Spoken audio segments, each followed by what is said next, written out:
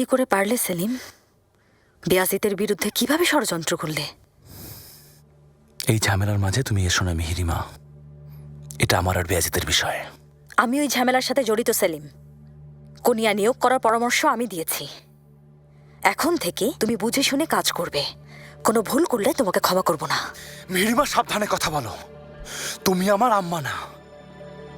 যতই ক্ষমতাবান হও, ওনার মতো ক্ষমতাবান হতে পারবে না। বেয়াজিতের হয়ে যতই কাজ করো অনর্থক। আমার বিজয়কে তুমি থামাতে পারবে না। শান্ত হও মিহিরিমা, শান্ত হও। আমার সাথে সম্পর্ক ভালো রাখার পরামর্শ দিচ্ছি, কারণ তোমার সামনে ভবিষ্যতের বাদশা দাঁড়িয়ে আছে।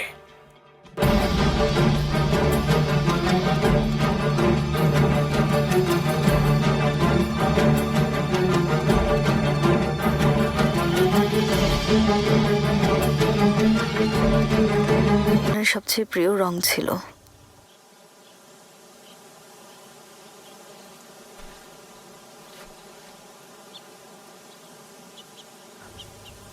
জাহাপনা, আপনার এখানে বেশি আসা ঠিক না।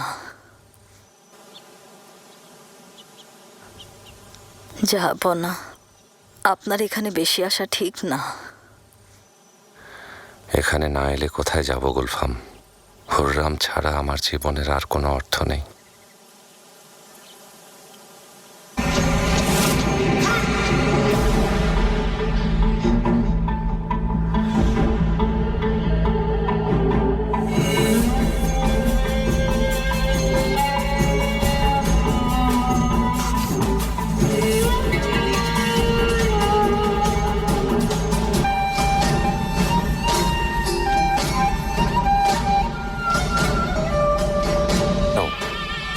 দেখি কেমন ছুটতে পারো। এই তো পেরেছো, সাবাস। এ কাজে তুমি খুব পারদর্শী হবে। বাবা বলেন আমি শাহজাদা মুস্তাফার মতো।